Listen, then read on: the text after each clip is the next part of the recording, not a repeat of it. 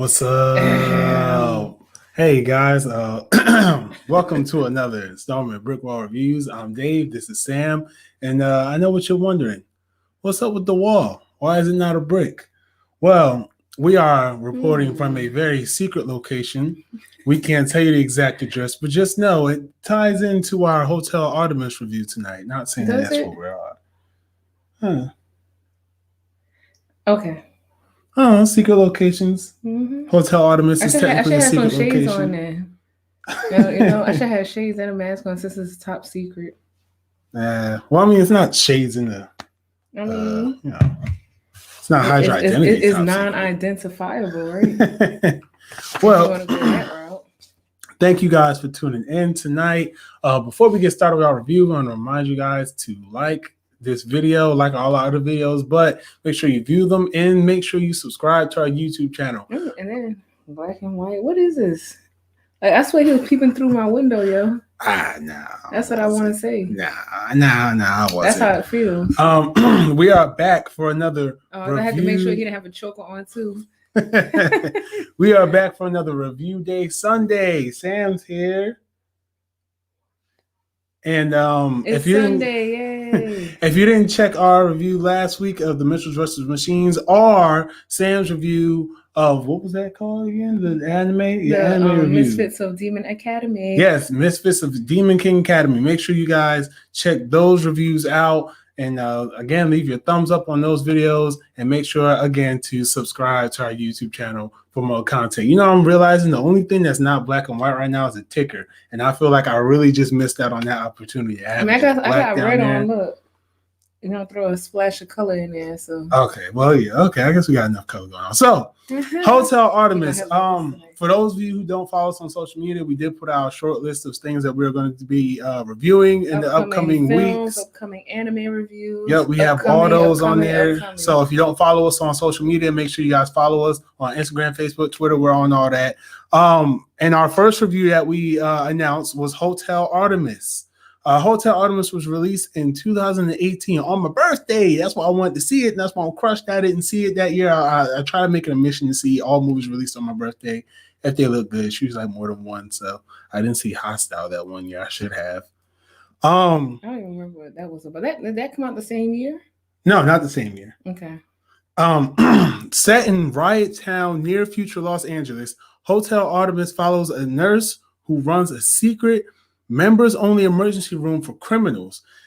This film was written and directed. It's so funny. They got a security shirt on. Oh yeah, that is funny. Yeah, you tried to really match today, huh? Oh, I'm tying this all together. This is a shared universe today. This film was written and directed by Drew Pearce. And this was his feature film debut. I've heard the name Drew Pearce before. No, I did not look up his previous work, but I am very familiar. I'll check it out right now. Yes, our analyst here, Sam, will check it out right now. Drew Pearce. His name is like mad familiar to me though. So if you're watching right now, you see this and you're in the comments like, "Oh, he did this show." Tell us, but we'll probably already know about that. Marvel One Shot.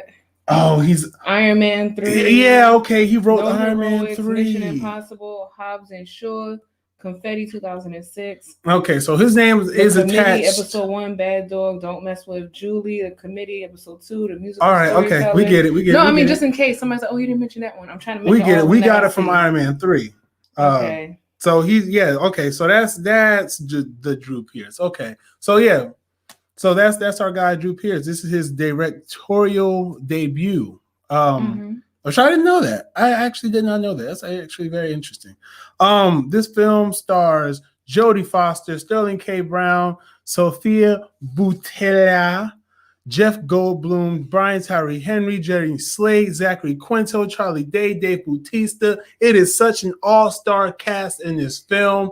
And I knew some of the cast because I saw the trailers. When it was first coming out, but I didn't know this many people were in this movie. I was really surprised. 3 years ago, so I mean. Yeah, I was really surprised by Zachary Quinto being in this because for all of us Hero fans, the show Heroes back in the day, I've seen a lot of his films since then, and I enjoy him as an actor. It was really good to see him in this movie.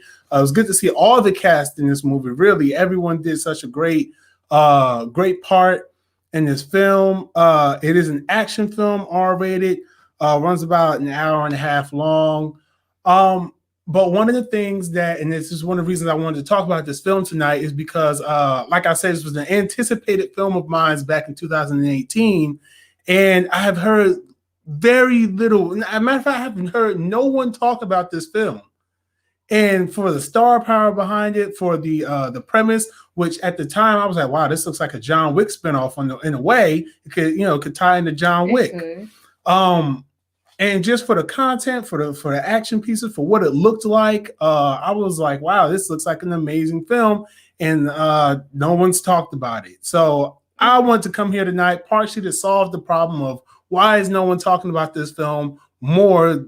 But I mean, when you look at the reviews, the critic reviews, this is 6.1 on IMDb and 58% on Rotten Tomatoes. Mm-hmm. And so when I saw the reviews, now initially watching this film, those reviews would have kind of pissed me off. I'm like, bro, it deserved more. Yeah. But after actually sitting down and watching it, because like I said, I watched this film several times for reasons that will remain anonymous. I've watched it several times. She's watched it more than I have, actually, for once. Anyway, so I can see where it's gotten the review from. Mm-hmm. I can. I see the shortcomings of it. I see where, if you really paying attention to it, where it's it's good at first, and then you start going back through, you're like, okay, well, I don't think so. Okay. So anyway, it starts out with a bank robbery, and this is, as mentioned, during the time in Los Angeles where there's riot because of the water supply. Mm-hmm. So no good water. So the bank robbers feel as if this is the best time to hit the banks because the rich people are putting all their shit into the damn into the banks for protection. Mm-hmm. So during the botched robbery, and this is when our basically our two main characters, and they're named according to the hotel room that they stay in.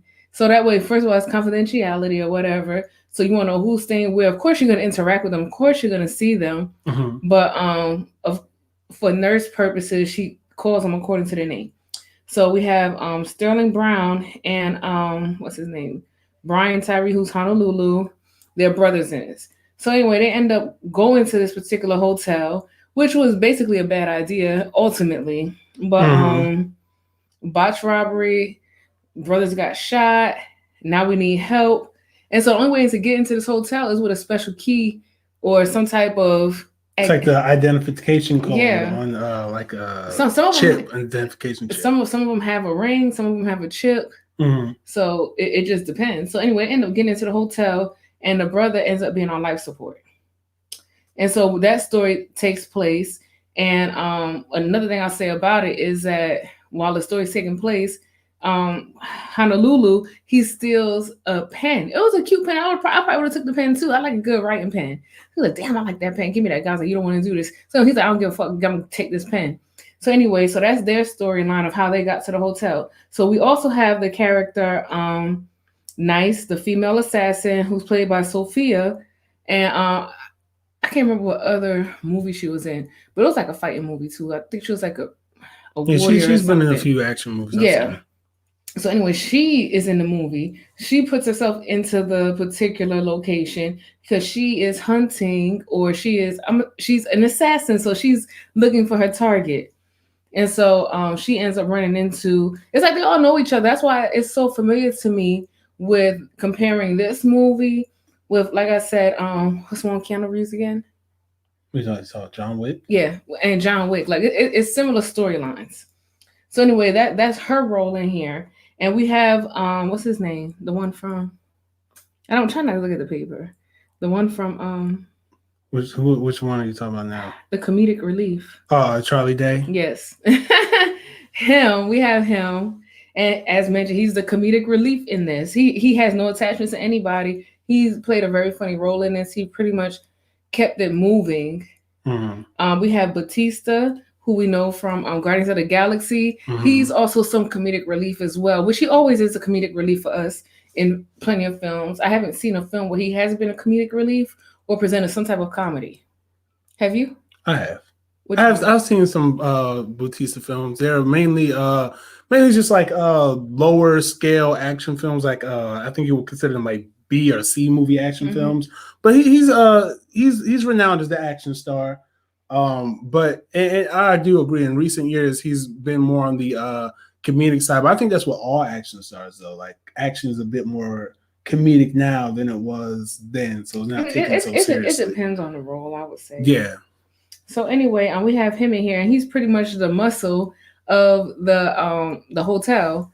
So if somebody's not non-compliant, if somebody's chip doesn't work, he gets rid of them.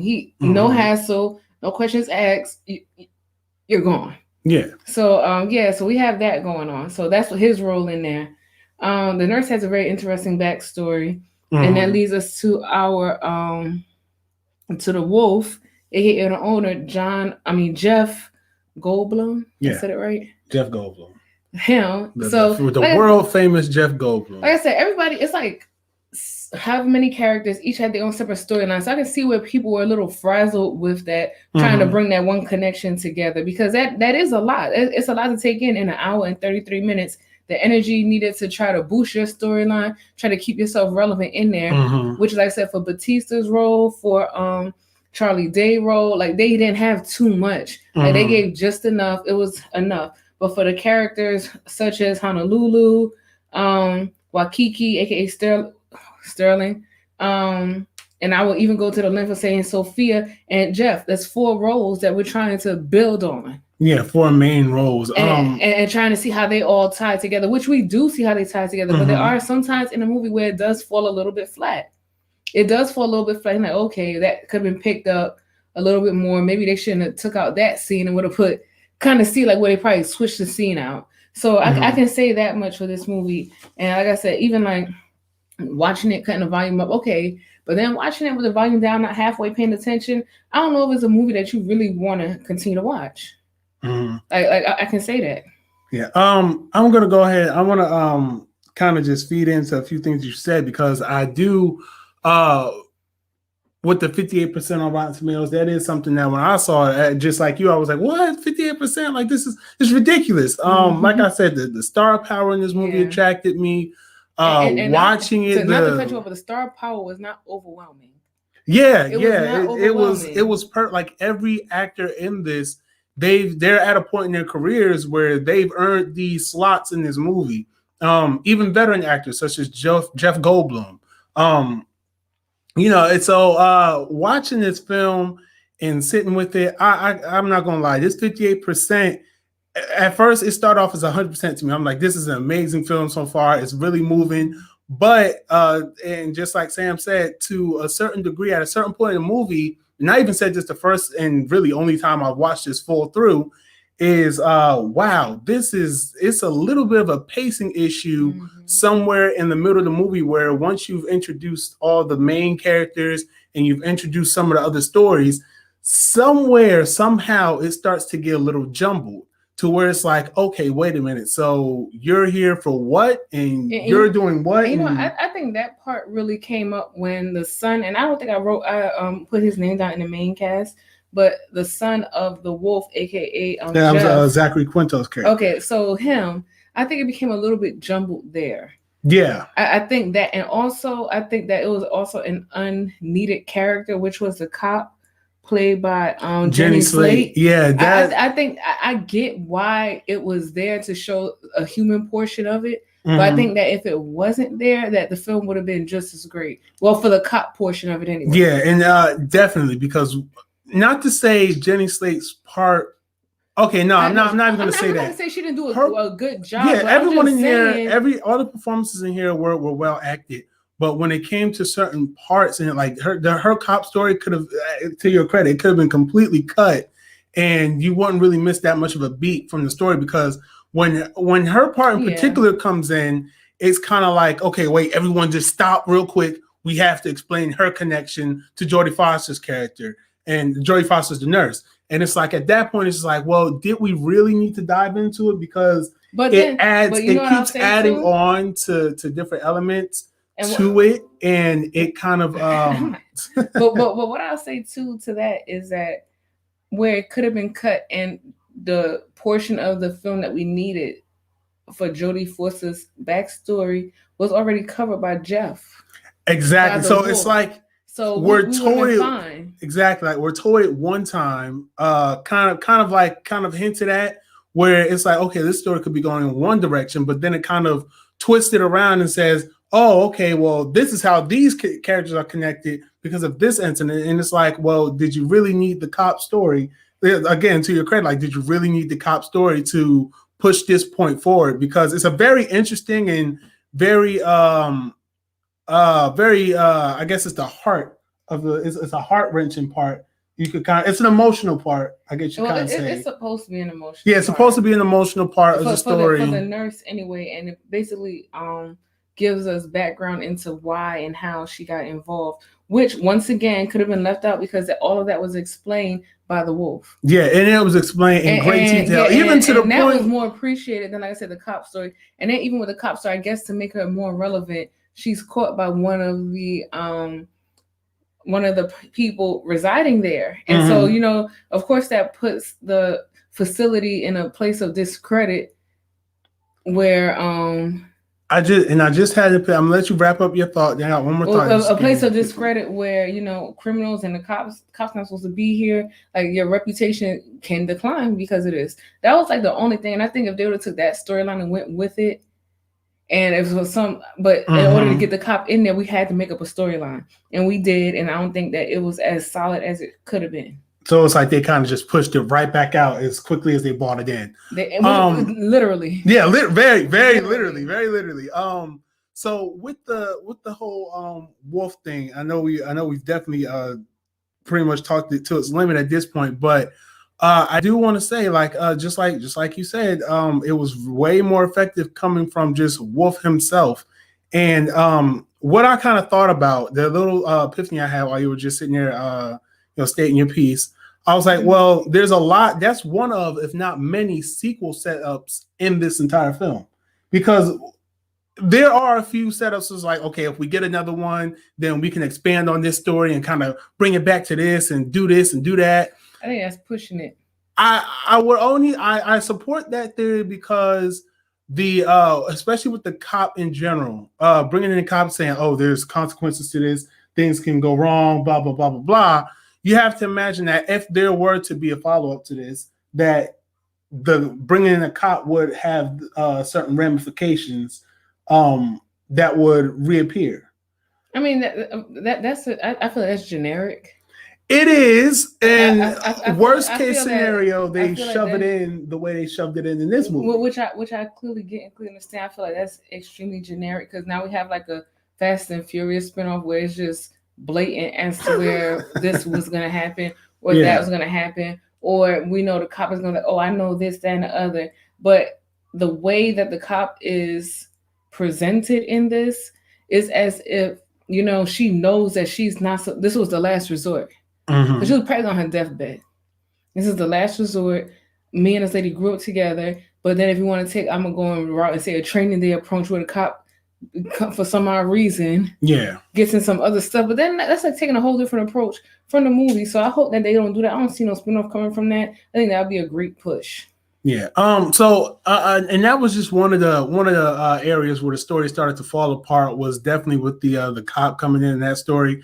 But there was also a point where it kind of seems like, to a degree, the movie, and for all that's done and for all the screen time and proper amount of depth that they try to give all the characters, it seems like that movie completely forgot Brian Tyree Henry was in it. I wouldn't say so. I can see where you could say that at. Yeah. But he was on his deathbed. He was on life support the whole time. Yeah, and then, which I get. He was on life support the whole time. The only scene that they really have him in was like the use of drugs or whatever the case may be. But like he was on life support. The only thing they could have done was bring him back from life support, but he would have still been practically on his deathbed as a character in there. So I think that his role in there was pretty good. Yeah. I think that what he brought to it was pretty good. It wasn't too much. Yeah, he played the role of a person on life support that's literally about to die. Yeah. So there's a lot of explored territory that they try to get in there with the between the two brothers that is also kind of a kind of drags the story a little bit too. Charlie Day's character, I loved it. I like a lot of things that Charlie Day is in. I think he's an actor with great range. This one, he was. I mean, his role. Everyone's role was it meant something. Their performances meant something. But I feel like after a while, Charlie Day is also a character that was like, okay, well, how do we juggle him across all the other characters and story? I just feel like there was a lot of stories that they had to tell, and this is even when I watched it the first time, the only time I watched it, I was like, feels like there's a lot of stories that they want to tell, but they keep kind of straying away from the story and go like, oh wait, bring it back. That's how I feel about the story. I feel that in regards to Charlie Day's role, like I mentioned, I feel that he was a great comedic relief. I don't think they could have added anything or taken anything away from his role. I think that the portions that he popped into were relevant to what we needed at that time. And even thinking about the time on the roof, like I thought he was dead, but he popped up, and like I said, he served his purpose because at the end of the day, at the last portion of it, his role, if you want to watch it from beginning to end, if we sat down and watched this movie and just followed the role of each character, I think he has a solid role. Yeah, he's basically a character with no attachments to anybody. You know, he's a shit talker. He's a criminal. This is what he does. This is how he presents himself to people. Just briefly walking through his. And so, like I said, he interacts with people the way he interacts. He has the consequences that he has. And when he feels disrespected, this is what he does. And so that was the result of basically the lifespan of this character. So that's how I feel about this movie. It basically showed us practical lifespans of each character. Because even with the lifespan of the female assassin, we saw her accepting the job, finding the job, and then carrying out the mission. Let's talk about the action in this film because I mean, outside of the story problems, which everything is subject to, this as an action movie, I think it works really, really well.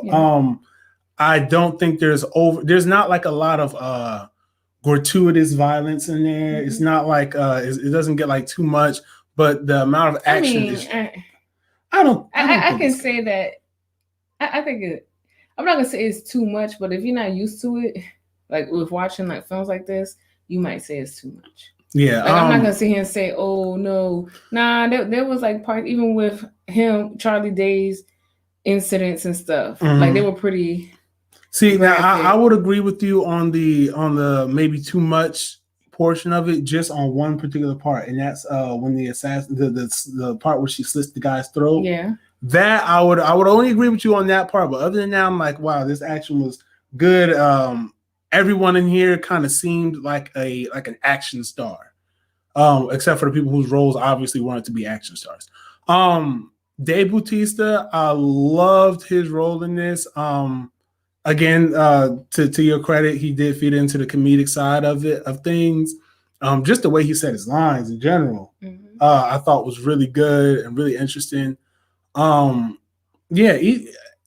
I think that's part of, for me, what makes this movie so frustrating is that it's like, it's just such a good, like I can show this to a few people and I know people will like this movie, but I feel like a lot of people would have the same problem with this movie. And that's what frustrates me. It's like, while reflecting on this movie throughout the week, I was like, would this have worked better as a TV show? Like just like a really limited series where you can kind of get a little bit more in depth with certain things. You want to turn everything into a TV show? No, I don't want to turn everything into a TV show. I want to turn everything into a medium that works for it. And if it works better to where you can outside. So if you did a TV show, you would have to have more character development. That's number one. And you would get more character development. However, but why do you need more character development? Because of certain things in the story could have come out stronger.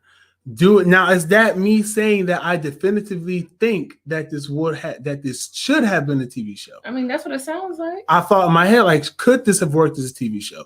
It could have worked for a character development sense, but as the story is and the film that we're presented in, you would have had to stretch a lot. And a lot. So that's where I would say no, it didn't need to be a show. And even with you just saying that, you can see where it fell short for a lot of people, because at the end of the day, this movie should have been way longer than an hour 33. With the types of roles that they present. Like I said, you basically have 4 main characters, and their roles are just we got what's the word? We got a paraphrase. Not condense everything. Yeah, we got a paraphrase, condensed version of each character. Like I said, the comedic reliefs that we have in there are great. We're not concerned about them, but for the character developments of, like I said, Honolulu, Waikiki, the female assassin, and I'll even say the nurse. I'll even go as far as saying the nurse. Yeah, we got the condensed versions. They tried, and they knew this because they tried to give us the nurse storyline twice. More than twice, I feel like.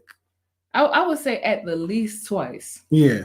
But I do, and I can see more than twice though. I just remember the earlier point that I wanted to make real quick. I do think with the whole cop story, that was going in one. You mentioned it was going in one direction where it's like, okay, we see you in the hotel, we see him in the hotel, and that's why I wanted to agree with you. And it slipped my mind, but yeah, it's like it was going in that trajectory, and just like you said, like it branches off there. And I just wanted to agree with you on that. I just wanted to agree with you on that because I thought about that. I was like, that's a really good point. And I was like, I had so much more to say, but I forgot. But that's part of my head.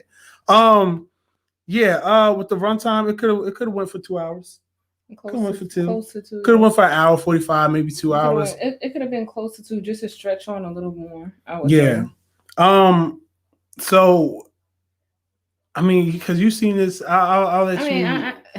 Like I said, initially I would have been devastated with the critic reviews, the overall percentages of it. But I honestly I get it now. Yeah, I was not enthused the last time I watched it, which I should have been, because I thought it was such a great film. Yeah. So overall, I will probably out of a 10. Is that doing out of 10? Out of 5. I don't remember. Anyway, out of a 5, I ain't gonna lie, I probably give it like a 3. Yeah. 35. 35 is max. 35 is pushing it. I would give it only a 3.5 because of the cast. Content probably 3. Okay. I saw what it was going for. It just couldn't deliver. It not the way that was expected. Yeah, not the way it could have. Watching this, like I said, I start off at 100% because I really love this movie. But I'm gonna be 100% honest with y'all. As I was watching this, I was going down. I was like, I'm thinking to myself, like, yeah, it's probably got about like a 50 something or Rotten Tomatoes. And I did not want to check. But I was like, if I check now, it's gonna ruin the rest of the movie for me. I was like, I'm just gonna get through this, but I can really see this sitting at a solid 50. And I was really hoping that I would be wrong. And I was kind of wrong because it's 58, so it's closer to 60. So I was really kind of wrong. But at the same time, I wasn't that far off from the percentage that I got from critics. That being said, I did enjoy this movie. Yeah. I watched it in a space with ads. So anytime there's an ad, it's on Prime right now with Amazon Prime. For some odd reason, it's running ads. I figured that out today too. It's because it's running through IMDb TV, which has ads on it. Okay. So IMDb TV stuff is free, but it has ads. Originally, it wasn't running with ads because, like I said, when I first watched it, it didn't have any ads in it. So I think that the fact that it had ads took away from it. And because it gives you commercials, kind of takes away from stuff. Yeah, because the ads definitely gave me time to reset for each different act that came in. So I was like, reset. Wow. Yeah, reset. Because you take time away from the world. When I'm in the world, if I was engrossed in the world. Opportunity to do? 1, use the bathroom. 2, get something to drink. And you reset 3, from the story from there, right? I don't. Because you're exiting the world. I'm not exiting nothing. You're exiting from the world of the movie. So when you get back into the world of the movie, you're like, okay. To do something related to one of these 3 things. So I think you're pushing it.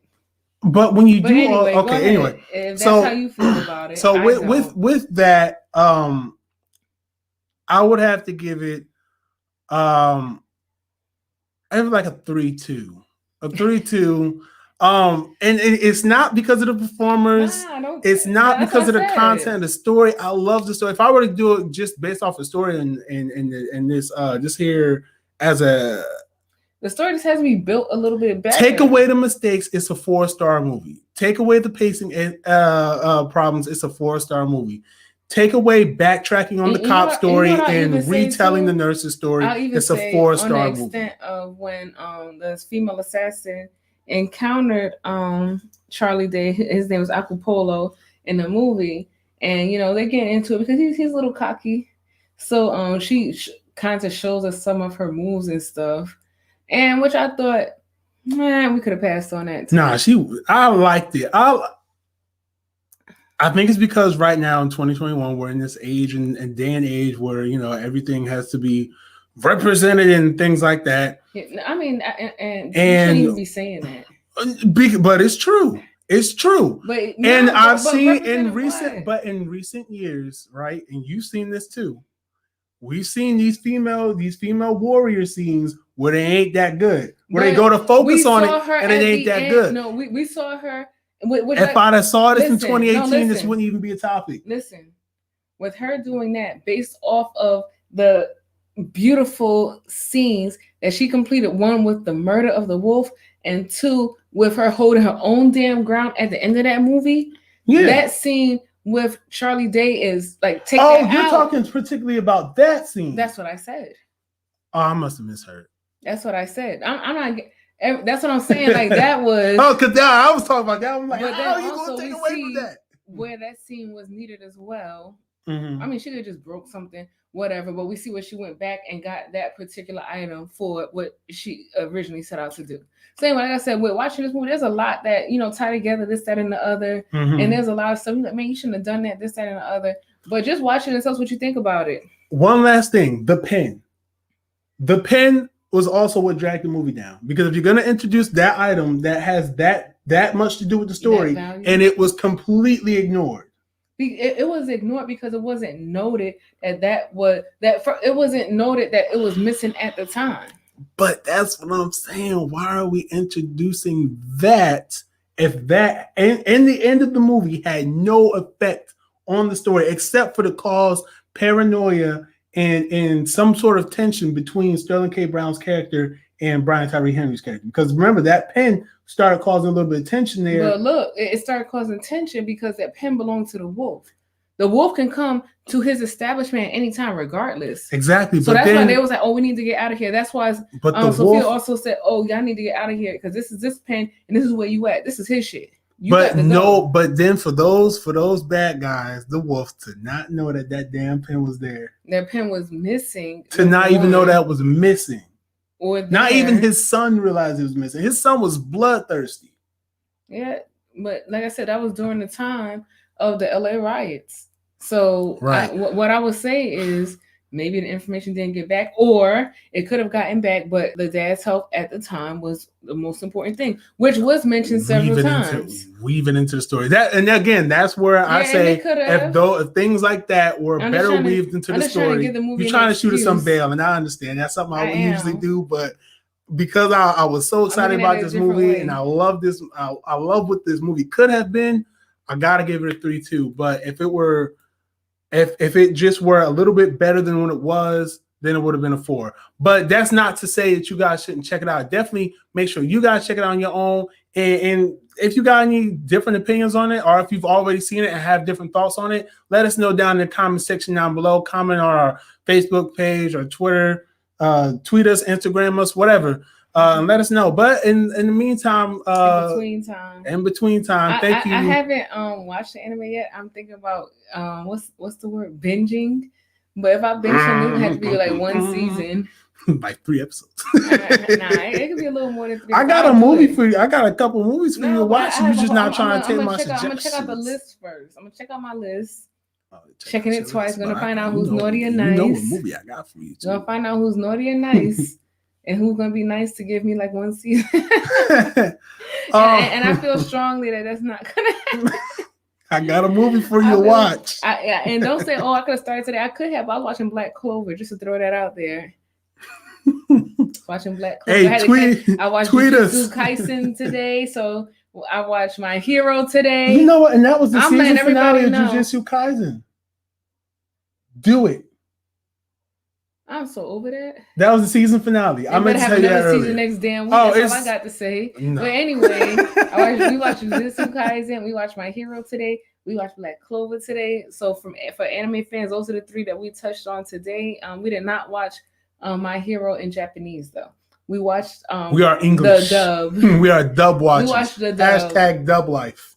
So yeah. But anyway, just so y'all could see what I was doing. I actually had time now. I had to catch up on other stuff too. Right. We got a jam-packed schedule coming up for you guys. The short list that we put out is just a little taste of what we got planned for you guys. We got some really fun stuff coming up that we're really looking forward to. One I'm really looking forward to is Poetic Justice, but that's I just Poetic Justice. I am because I mean not that's cool. If you have any suggestions, if you have any cut them short. If you have any suggestions, if you have any ideas, just let us know. As mentioned, we will get to them. I'm gonna get to them. We will. There is room on the schedule to get to all of your suggestions. Next Sunday is going to be Zack Snyder's Army of the Dead on Netflix. Okay, well, I did mine last week. Okay, so usually it will be next week, Tuesday. Now, in the event that I get through one, I'll do one on Tuesday. But I could do Jujutsu Kaisen or whatever. I watch that. But anyway, thanks for tuning in. Check us out. Remember to like, share, whatever you want to do. Just follow us. No, whatever you want to do, subscribe. No, whatever you want to do. I'm gonna leave that up to you. I'm not gonna put pressure on you. Subscribe. Just. So let us know. Let us know suggestions. Let us know if you felt differently about this film or whatever, because we like the feedback. Thanks for tuning in, guys. Remember to be safe out there. We know this vaccine is out there, so whatever you feel is the best option for you, do it. You and your family, do it. Mm-hmm. Remember to wear this damn mask. As whatever. I ain't about to get into that. But yeah, just keep up your practices. You want nothing to sneak up on you. But anyway, thanks for tuning in. Be safe out there. Be safe.